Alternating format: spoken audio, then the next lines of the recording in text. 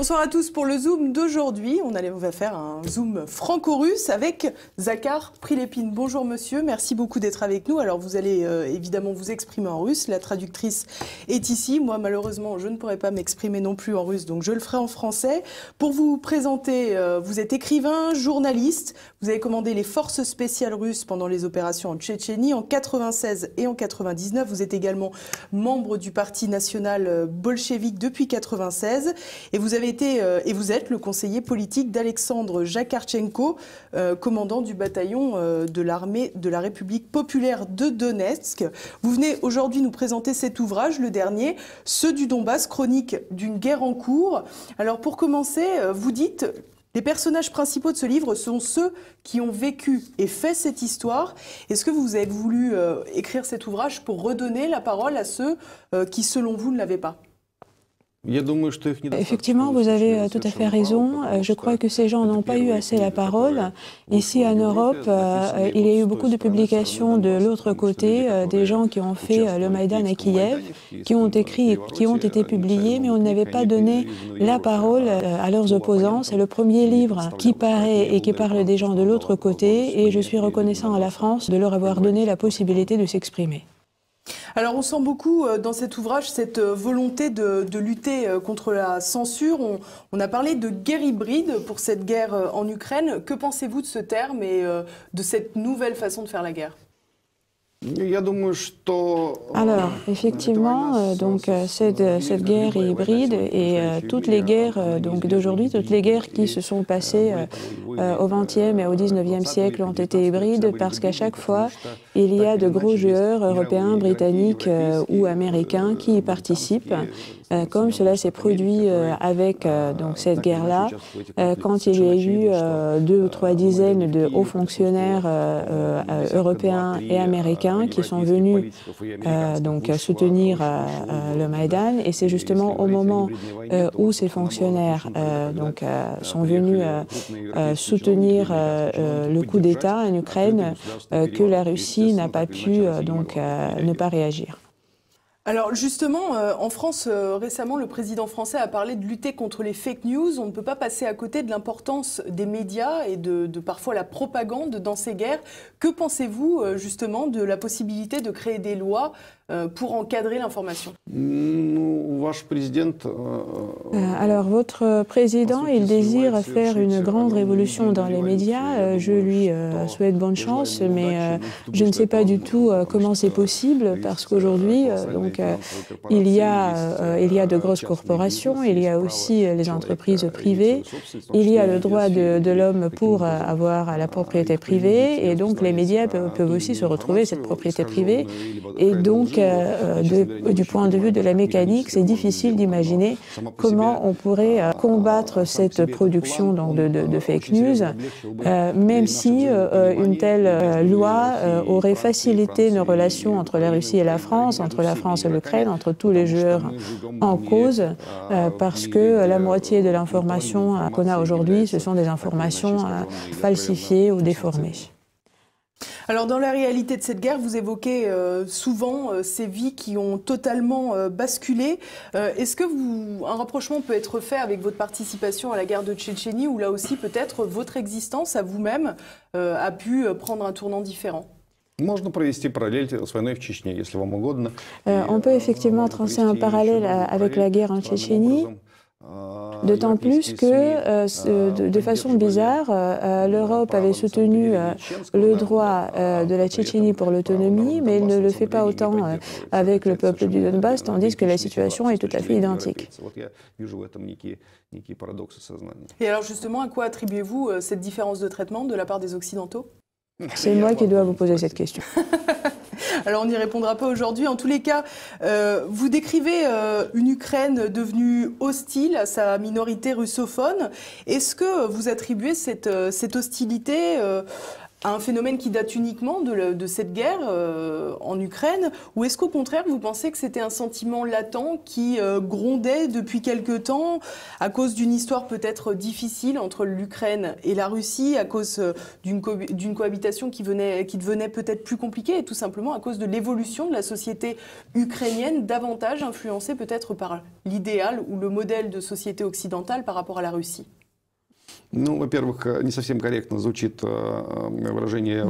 Alors tout d'abord, ce n'est pas tout à fait correct de parler de la minorité russe en sachant qu'il y a 20 millions de russophones qui vivent sur le territoire de l'Ukraine et que 90% de la population de Donbass est russophone et considère le russe comme leur première langue d'expression. Ça, c'était donc la première remarque. Et la deuxième, qu'effectivement, c'est un long processus. Ça a commencé avec l'évolution des, entre guillemets, jeunes démocraties sur le territoire post-soviétique, qui était accompagnée d'abord par un sentiment excessif anti-soviétique, qui est devenu un sentiment russophobe et sur lequel l'Europe a fermé les yeux, comme elle ferme les yeux aujourd'hui sur les marches néo-nazis à Kiev, aux Pays-Baltes, etc. Et ce qui témoigne donc d'un travail qui manque de logique, au moins des défenseurs des droits de l'homme. Est-ce que finalement, vous avez toujours été plutôt très critique à l'égard de la politique du Kremlin? Est-ce que finalement, c'est l'opposition au Donbass qui a un peu participé à cette évolution? Je suis quelqu'un de gauche et le modèle du capitalisme donc, offert par le gouvernement russe ne m'arrange toujours pas, mais au moment où on commence à tirer sur les gens et à bombarder les immeubles d'habitation, c'est une question qui devient secondaire. Ce qu'il faut qu'on comprenne en France, c'est qu'en Russie, donc les hauts fonctionnaires, ceux qui, donc les figures dans le monde des finances, ils n'ont pas besoin de Donbass, ils l'auraient vendu, ils l'auraient trahi avec plaisir s'ils le pouvaient, et c'est seulement la fermeté des gens du Donbass qui sont, qui sont sûrs du fait qu'ils ont raison, qui les empêche de le faire. C'est pour vous dire que, effectivement, ici, on croit que donc, la Russie soutient Donbass de toutes ses forces, mais en fait non. Pour donc, les fonctionnaires russes, l'entreprise, le business, c'est plus important que ça. Alors c'est vrai qu'en France, on a souvent fait le rapprochement entre la Crimée et le Donbass. Vous nous expliquez donc que ce sont deux traitements très différents, peut-être par moins d'attractivité du territoire du Donbass. On comprend donc que cette population lutte finalement seule. Alors, effectivement, donc je crois que vous avez raison. Il y a beaucoup de nuances dans ce que vous avez dit, mais effectivement, la différence, la grande différence, c'est que donc, la voix du peuple, la volonté du peuple en Crimée a été soutenue par la Russie, et la volonté du peuple de Donbass ne l'a pas été. Vous expliquez dans votre livre que des hommes viennent de partout pour combattre dans le Donbass, aux côtés de la population du Donbass, beaucoup de venus spontanés, y compris d'occidentaux. Comment décririez-vous cette situation? Est-ce que c'est un rassemblement d'idéalistes identitaires au sens profond, au sens du territoire? Est-ce que c'est au contraire le symbole justement de l'enracinement d'un peuple? Ou est-ce que finalement ça devient également un terrain disputé par une forme de mercenaires envoyés par des pays étrangers? Alors là-bas, il n'y a pas de mercenaires parce que le salaire donc, du militaire, c'est 15 000 roubles, ce qui fait à peu près 300 ou 200 euros, donc c'est rien. Les gens qui viennent ici, qui viennent là-bas, ce sont des gens mus par leurs convictions et idéalistes. Je parle des gens qui viennent même de France.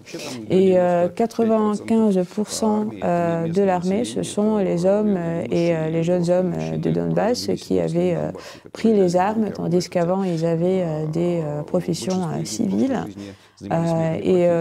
Donc aujourd'hui, effectivement, c'est une guerre d'identité, c'est une guerre qui continue, il y a des victimes, il y a donc des tirs tous les jours, et c'est quelque chose qui n'est pas seulement, qui n'est pas éclairé non seulement dans les médias européens, mais même dans les médias russes. On fait l'air, donc tout a été terminé avec les accords de Minsk, tandis que rien n'est terminé, ça risque de devenir une guerre encore plus sanglante. Alors justement, on comprend bien le jeu complexe, trouble peut-être même de la Russie dans le conflit du Donbass. Vous nous expliquez que finalement les oligarques ou surtout les hauts fonctionnaires de Moscou se moquent quelque part de ce territoire bien moins attractif que la Crimée, du moins d'un point de vue financier. Pour autant, en France, en Europe, les médias font état d'un investissement très important de la Russie dans le conflit du Donbass. On a parlé beaucoup de troupes russes sur le terrain. Comment expliquez-vous cette complexité générale sur cette situation où au final il serait peut-être simple de dire, comme vous le dites, que cette population est isolée et seule et lutte seule? Мы поднимаем огромные политические вопросы, на которые тут, возможно, следовало бы прочитать большую лекцию. Дело в том, что для населения России, для 90%... Alors, donc c'est une question très vaste sur laquelle j'aurais dû faire toute une conférence. Alors, tout d'abord, il faut dire que la population, 90% de la population de Russie considère la guerre du Donbass comme une guerre juste, c'est-à-dire que les gens la soutiennent et que les élites politiques, ils sont obligés donc de suivre le peuple et d'investir économiquement en Donbass, par exemple en payant les retraités de Donbass qui ne reçoivent pas d'argent de l'Ukraine. Donc ça, c'est effectivement quelque chose qui est imposé aux fonctionnaires russes par le peuple du Donbass et par le peuple russe. Et en ce qui concerne donc les investissements militaires, ce qui est beaucoup plus étrange, par exemple, c'est que les États-Unis ouvertement déclarent envoyer des armes donc en Ukraine, que le Canada les soutienne, et que ça m'étonne que les médias européens ne se posent pas la question pourquoi un pays qui se trouve aussi loin que l'Ukraine investit dans la guerre là-bas et qu'est-ce que ça lui donne. Alors justement, ça tombe bien puisque c'était la suite de mes questions.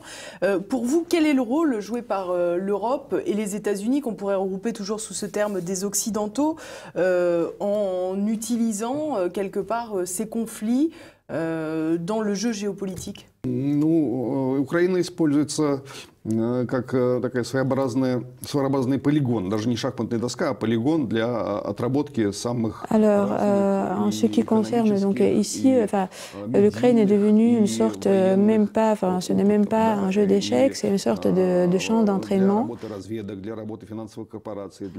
pour toute une panoplie d'expériences, l'expérience économique, l'expérience dans les médias, le travail des renseignements, qui l'utilisent justement pour essayer telle technique ou autre, et c'est un peu triste. Если бы разнообразные европейские и американские игроки не стали бы участвовать в событиях Майдана.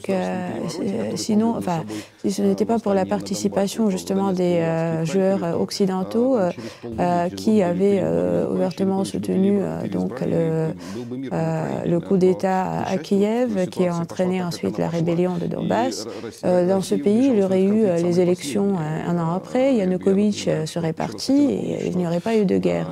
Mais c'est produit ce qui s'est produit. Et donc, imaginons une telle situation au Mexique. Imaginez que les Russes font le même soutien dans les médias à une révolution mexicaine et qu'ils commencent à y apporter des armes. Vous imaginez, c'est du non-sens. Tandis que ça se passe donc en Ukraine et ça n'intéresse personne. Alors on a évoqué tout à l'heure ce sentiment d'hostilité à l'égard des Russes de la part des Ukrainiens. Est-ce que, à l'inverse, les Russes sont de plus en plus hostiles à l'Ukraine de fait?